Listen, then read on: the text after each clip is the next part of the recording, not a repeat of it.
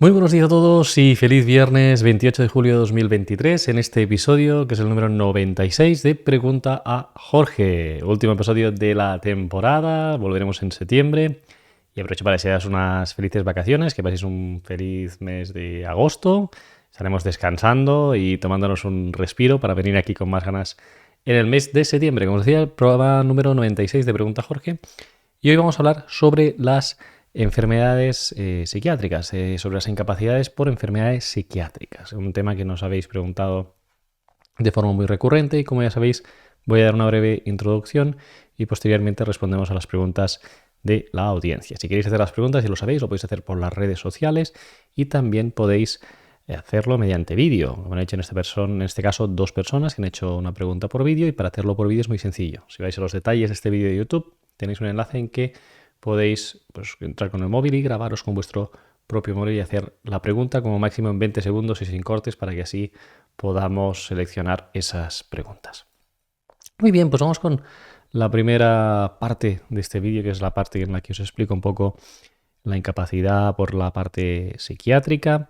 Y antes de entrar en materia, os pediría, como siempre, que deis al me gusta, que os suscribáis al canal si aún no sois suscriptores y que le deis a la campana para que de esta forma os puedan notificar de todos los nuevos vídeos que vamos haciendo durante la semana. Bien, ahora ya sí, como os decía, el tema de la incapacidad permanente por un trastorno psiquiátrico. Lo primero de todo vaya por delante y sirve no solo para la incapacidad permanente por una patología psiquiátrica, sino que sirve para cualquier tipo de incapacidad permanente, cualquier tipo de enfermedad que se reconozca, y es que siempre hablamos de limitaciones funcionales. No hablamos propiamente de enfermedades, es decir, que lo importante no es el diagnóstico de la enfermedad en sí, sino que lo importante es cuánto limita esa enfermedad a una persona, ¿de acuerdo? Es decir, vayendo a una patología psiquiátrica, podemos tener un trastorno bipolar de una persona que, estando medicada, esté totalmente estable, y es decir, que pueda hacer una vida con una normalidad pues total, ¿no? A nivel laboral. Y puede haber una persona con trastorno bipolar que tenga una incapacidad absoluta para poder trabajar porque no puede mantener ningún tipo de trabajo, ¿de acuerdo? Pese a la medicación, pese a los tratamientos, etc. Y esto es importante que lo tengamos en consideración, ¿de acuerdo? Entonces, no es tanto la enfermedad en sí, sino lo que serían básicamente las limitaciones funcionales que tenemos en estos casos. Bien, dicho esto también, ¿qué tenemos? Básicamente debemos tener en cuenta que la patología psiquiátrica implica en este sentido pues el hecho de haber agotado unas posibilidades terapéuticas. Y es común que se suelen exigir unos 2 años desde el diagnóstico de la patología psiquiátrica. Es decir, que coincide más o menos con el periodo de incapacidad temporal. Ya sabéis que el máximo son 18 meses, pues más o menos la jurisprudencia viene a entender que con 2 años se pueden haber agotado las patologías, a las opciones terapéuticas del diagnóstico. ¿Por qué? Porque si voy al psiquiatra y me diagnostica, me invento un trastorno bipolar, como decíamos ahora, deberá intentar una serie de tratamientos para poder estabilizarme. Y es posible que, pues, si no lo tiene un tiempo para poder tratar con cambios de medicación, con tratamientos, con terapia, etcétera, no sea posible el poder pues entender que estemos en esa fase de secuelas, que es imprescindible en la incapacidad permanente, es decir, esa fase en la que ya hemos hecho todos los tratamientos posibles y pese a ellos no hemos mejorado. ¿De acuerdo? Esto sería importante de que se pueda entender. ¿Qué cosas se valoran? Pues se valoran bastantes cuestiones como la recurrencia, ¿de acuerdo? Es decir, que esté en el tiempo, como os decíamos. No es lo mismo un episodio depresivo que un trastorno depresivo mayor, es decir, cuando se cronifica. No es lo mismo una distimia que una depresión. No es lo mismo tampoco que en el DSM, en la clasificación que hay de enfermedades mentales, es importante entender cuáles son los diagnósticos y muchos de ellos implican tiempo, ¿de acuerdo? Es decir, que al final pues el hecho del tiempo nos va a ayudar mucho a ver si puede haber un criterio, ¿no?, de incapacidad permanente. También el tema de la gravedad. También en estas clasificaciones se nos dice si por ejemplo, un trastorno depresivo mayor pues es leve, moderado, grave o severo, ¿de acuerdo? Entonces esto también es importante y para cumplir estos criterios de gravedad, normalmente cuantos más síntomas se tienen o más intensos son, mayor estamos en la escala de este adjetivo, ¿no? De leve, moderado, mayor o grave, ¿vale? Esto no ocurre con todas las enfermedades, con todos los diagnósticos psiquiátricos, pero también es una buena escala de valoración. También existe el hecho de cuando hay ingresos psiquiátricos, ya sea en unidad cerrada o abierta, o tratamientos en hospital de día, ¿no? Ingresos en hospital de día, suelen ser criterios de gravedad. Es decir, se puede entender que si estás o has estado en esa situación, tu patología psiquiátrica pues es más grave. La dosificación es muy importante también. También quiero decir que no es necesario tener un ingreso psiquiátrico para que te reconozcan una incapacidad, pero es un criterio más de que la patología pues es grave y puede dar lugar a una incapacidad laboral. Aunque sí es una cuestión más aguda, ¿no? En ese momento puntual un ingreso y luego a ver cómo está esa persona después del ingreso, ¿de acuerdo? Pero es un criterio más de gravedad. También comentaros el tema de la dosificación. Se suele mirar mucho si se está a dosis máximas, si no, qué tratamientos se han hecho. Lo que hablábamos antes de acreditar el agotamiento de las posibilidades terapéuticas. ¿Ha habido varios cambios de tratamiento o siempre he estado con el mismo? ¿Está en dosis bajas o está en dosis altas o medias? Entonces esto es importante tenerlo en consideración. Y por último también se mira la comorbilidad. Es posible que en una patología psiquiátrica haya varias patologías psiquiátricas, no solo una, ¿de acuerdo? Hay lo que se llama la patología dual, que es cuando tenemos una patología psiquiátrica y además tenemos otra por consumo de tóxicos, cualquiera, alcohol, cocaína, heroína, cannabis, etcétera, ¿vale? Pero es muy frecuente lo que se llama esta patología dual, que quiere decir que pues, a lo mejor hay una depresión, hay una ansiedad, hay pues, un trastorno bipolar, un trastorno esquizoafectivo y además también hay esa patología de abuso de sustancias, por consumo de sustancias. También, básicamente, se debe entender que lo que se mide en la incapacidad laboral es a nivel psiquiátrico, ¿vale? El tema psicológico per se no se considera suficiente como para poder acceder a una incapacidad permanente, por lo habitual es eso, y que por lo tanto los informes deben ser psiquiátricos y no psicológicos, ¿de acuerdo? Y básicamente con esto acabaríamos. Hay una diferencia también en cuanto a lo que es la incapacidad permanente con las patologías neurológicas. Algunas pueden compartir una serie de síntomas y demás, pero se debe diferenciar. Las patologías neurológicas afectan al sistema nervioso central y las psiquiátricas no, ¿vale? Es la gran diferencia que a veces la gente lo confunde. Vamos a los grados y luego os digo unos ejemplos de patologías que pueden dar lugar normalmente. Pese a la advertencia que os decía al inicio, que limitaciones, no enfermedades. Y vamos con la incapacidad por grados. Normalmente la total la parcial casi nunca se reconoce por un tema psiquiátrico, no tiene ningún sentido. La total tiene poco sentido también, pero a veces se reconoce en profesiones de alto riesgo para una persona o para terceros cuando la patología psiquiátrica quizá no tiene la entidad o la gravedad suficiente o cuando está muy vinculada al servicio. Por ejemplo, hay muchos camareros y cocineros que se les reconoce una incapacidad total cuando están trabajando con una enfermedad por consumo de alcohol o de drogas, que tienen un acceso muy fácil en su profesión y por lo tanto se les reconoce esa total. No llega a la absoluta, pero la total se les reconoce. O por ejemplo la ludopatía en casos de trabajadores de bingos o casinos, ¿no? O croupiers. Entonces esto también se puede reconocer una incapacidad total para estos casos, ¿vale? La gran mayoría son incapacidades absolutas, es decir, te limita hasta el punto de no poder hacer ningún tipo de trabajo. En este caso, pues hablaríamos de la depresión mayor, trastorno bipolar, etcétera, cuando son graves, crónicas y se anotan las posibilidades terapéuticas sobre todo. Y la gran invalidez es muy excepcional también por una patología psiquiátrica. Se suele dar cuando hablamos de carácter psicótico, es decir, personas que tienen pues un componente psicótico en esa enfermedad psiquiátrica, en esquizofrenia sobre todo, y se suele dar porque la persona necesita la ayuda de una tercera persona para la administración de la medicación, ¿vale? Eso es cuando se suele reconocer esta gran invalidez y son casos, insisto, muy, muy puntuales.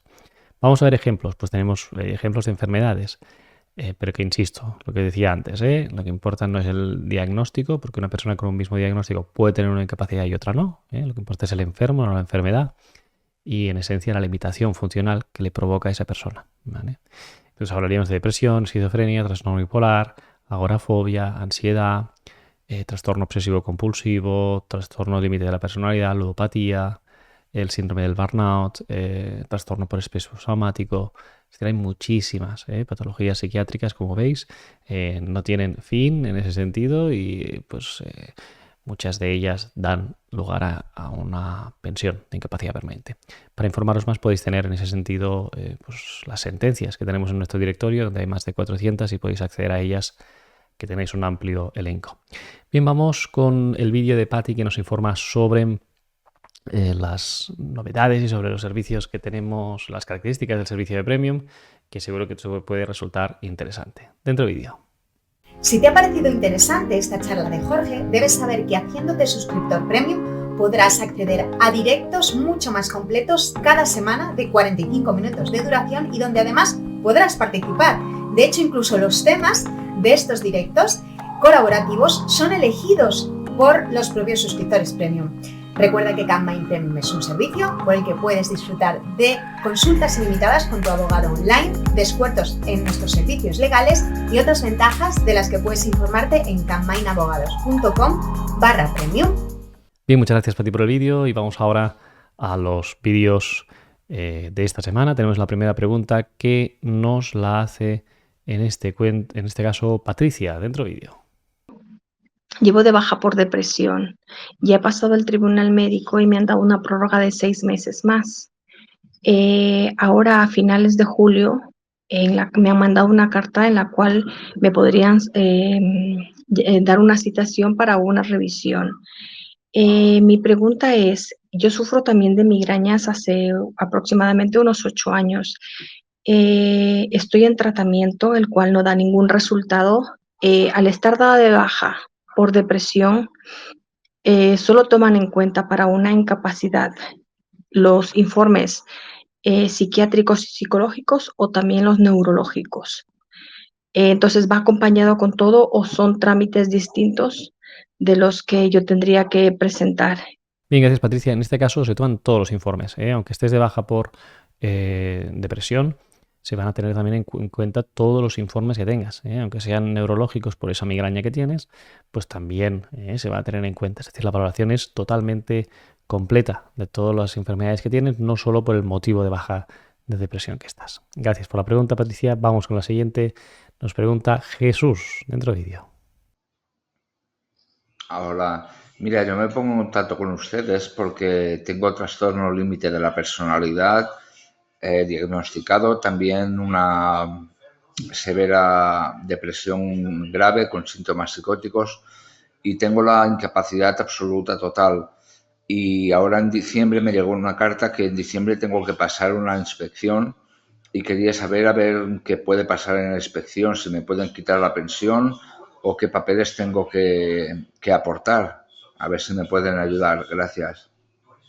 Bien, gracias por la pregunta. Pues sí, si te han llamado a revisión te la podrían quitar y lo más importante es que pidas un informe actualizado a tu psiquiatra para que diga el estado de la situación en la que estás. Se va a comparar el momento, Jesús, que estabas cuando te reconocieron la incapacidad, se va a comparar ahora si existe algún tipo de mejoría relevante y si es así, el INSS te la podría quitar. Si no, y todo sigue igual, el INSS pues te continuaría reconociendo esa incapacidad permanente que tienes reconocida. Vamos con el tercer vídeo, no tenemos nombre aquí, tenemos que es anónimo, así que vamos con ese tercer vídeo. Dentro vídeo. Hola, muy buenas, Jorge. Mire, yo soy o tengo secuelas de epilepsia y no sé a lo que se refiere con enfermedades psiquiátricas. Yo lo que sí que de recaída en varias crisis ahora estoy intentando conseguir la IPT o IPA y de hecho estoy esperando cita con el psiquiatra para fármacos, de alguna manera intentar sobrellevar este trauma y estas dificultades que tengo en el trabajo por el tema de la epilepsia. No sé si con esto puedo conseguir algo. Bien, gracias por la pregunta. En este caso tendríamos que ver primero la enfermedad de base, esa epilepsia que tienes, esa enfermedad neurológica y a partir de entonces muchas veces sucede que tenemos una patología importante de base y luego tenemos un trastorno adaptativo, un trastorno depresivo reactivo a la patología de base, ¿vale? Entonces, lo que tenemos que ver es a nivel psiquiátrico que eso sea suficientemente relevante para dar una incapacidad. Normalmente no es así, pero a veces si se suma esa epilepsia más esa depresión y en conjunto se valora, puede dar lugar a una incapacidad permanente. O a veces incluso estos trastornos psiquiátricos que iniciaron al principio como secundarios a otra patología se vuelven primarios en el sentido de que son tan importantes y tan fuertes que ya es más importante esa depresión que no la enfermedad original que causó esa depresión. Gracias por la pregunta y ahora vamos con preguntas que nos ha hecho la audiencia en las redes. Tenemos a Henry Medirs que dice: me dieron la incapacidad y el cambio de contingencia. Me valoraron por enfermedad común y no por accidente laboral. Cobraré la baja. Tengo estrés postraumático y depresión mayor grave con características psicóticas y limitaciones motoras. Bien, gracias por la pregunta, Henry. Pues sí, vas a cobrar la baja siempre y cuando hayas cumplido los requisitos de cotización. En ese sentido, si es por enfermedad común y tienes los requisitos de cotización, entonces sí que podrás cobrar la baja, ¿de acuerdo? Exigen unos requisitos de cotización que normalmente con el tiempo que puedes llevar cotizando pues se cumplen. Hay muy poca gente que se le viene por este motivo, pero sí, que tendrías que cobrar la baja sin problema. Vamos con más preguntas. Rosario de Fátima dice: tengo 2 IPT, cuadro ansioso depresivo y depresión. Tengo 2 juicios para conseguir la absoluta por empeoramiento. Al tener cotizados 25 años y cumplido los 65, ¿pueden restarme tiempo para jubilarme antes de los 66,8 meses por tener 4 hijas? Bien, gracias por la pregunta, Rosario. En este caso, para poder jubilarte a los 65, necesitarías más años cotizados y el hecho de las hijas que tienes no alcanza, incluso sumándolas, los beneficios de cotización teóricos para poder jubilarte a esta fecha. Entonces, lo que sí que puede ser es que, pidiendo la absoluta por empeoramiento, al no haber cotizado 36 años, ¿vale? Quizá no te la pueden reconocer el 100% del porcentaje aplicable, ¿de acuerdo? Pero podrías solicitar esa absoluta y que te la concedieran en todo caso, y si lo tienes en juicio, pues aún más, tenerlo antes de los 68 y 8 meses, ¿de acuerdo? Seguramente te resulte más favorable esas incapacidades que no la de jubilación, porque en la jubilación, en todo caso, cuando llegue el momento, el hecho de no haber cotizado pues 36 años y medio o 37 en tu caso, va a hacer que no cobres el 100% y seguro que cobres una pensión de jubilación más baja que las incapacidades que tienes reconocidas. Gracias por la pregunta, Rosario. Vamos con otra. Pablo Sierra dice: ¿en una incapacidad permanente tiene más peso el informe del psiquiatra, del psicólogo o ambos? Totalmente, lo hablábamos antes, Pablo, el informe del psiquiatra. El psicólogo tiene muy poco peso, se puede aportar a mayor abundamiento, pero lo que miran son los informes de psiquiatría y a poder ser informes públicos. Los privados tienen muy poco peso, poco valor y por lo tanto yo diría que puedan ser públicos pues muchísimo mejor que privados. Vamos con más preguntas. Tenemos a User99 que nos dice lo siguiente. Dice: yo estaba un año de baja por estrés laboral, me mandaron por el móvil el alta y aún estoy bien. Mi abogado impugna el alta. ¿Qué opinas? Bien, pues bien hecho está. Si aún estás bien, pues tendría que valorar impugnar ese alta y a partir de ahí ver si vale la pena o no. Depende de cada caso. Tenemos que ver los informes médicos de cuánto te dieron el alta y pues valorarlo. Es decir, así de forma genérica no te puedo asesorar más y te diría que te pusieras en contacto con nosotros para poder revisar si has hecho bien o no en este caso. Isabel 68. ¿El síndrome de burnout es causa de baja? Sí, sí que es causa de baja y no solo de baja, sino de incapacidad permanente. Nos hemos conseguido bastantes incapacidades en este sentido y, bueno, básicamente en estos casos se suele reconocer cuando se acredita esta pues, limitación importante. Ya te digo que suele ser en médicos, pues también en abogados y demás, y se suele reconocer una incapacidad absoluta o total a veces en estos casos. Y vamos con la última pregunta de hoy de Conchi Morillas, que dice: ¿me pueden conceder la absoluta teniendo esclerosis múltiple y de paseo mayor recurrente? Llevo 21 meses de baja esperando el tribunal médico, tengo problemas de memoria que me limitan para mi profesión. Sí, por supuesto, es decir, te pueden reconocer una incapacidad laboral, solo por la esclerosis múltiple te la podrían reconocer, y independientemente también por la depresión mayor también te podrían reconocer una incapacidad permanente y por lo tanto deberíamos que ver la gravedad. Para la esclerosis múltiple te aconsejo que esté graduada y que diga cuál es la escala de Kurse, ¿no? Esta escala de EDSS, que nos ayuda a determinar el grado de incapacidad que te pueden reconocer, y también en la depresión mayor recurrente que esté graduada, a poder ser grave, y en ese sentido como mínimo pues la absoluta te la podrían dar, y por la esclerosis múltiple en función del grado podrías incluso llegar a la gran invalidez, ¿eh? Pero vamos a ver un poco cuál es el grado de cada una y ver un poco la afectación, ¿de acuerdo? Entonces te recomendaría informe actualizado de neurología y de psiquiatría y te puedes poner en contacto con nosotros y hacemos una valoración gratuita. Muy bien, muchísimas gracias Conchi por la pregunta y como siempre acabamos con los agradecimientos y tenemos por aquí a Carlos Rodríguez que dice felices vacaciones y gracias, a Pilar Sánchez que dice feliz descanso, nos vemos en septiembre y a Lily Pop que dice gracias por vuestra atención y paciencia. En definitiva, muchísimas gracias a todos vosotros por estar aquí un viernes más, por estar apoyándonos siempre y os deseo, como no puede ser de otra forma, que tengáis unas felices vacaciones, que descanséis este mes de agosto. Iremos publicando algún vídeo durante este mes de agosto, pero volveremos con los directos, con estas preguntas Jorge y demás en el mes de septiembre, así que nada, un abrazo enorme a todos y todas y nos vemos de aquí de vuelta en septiembre.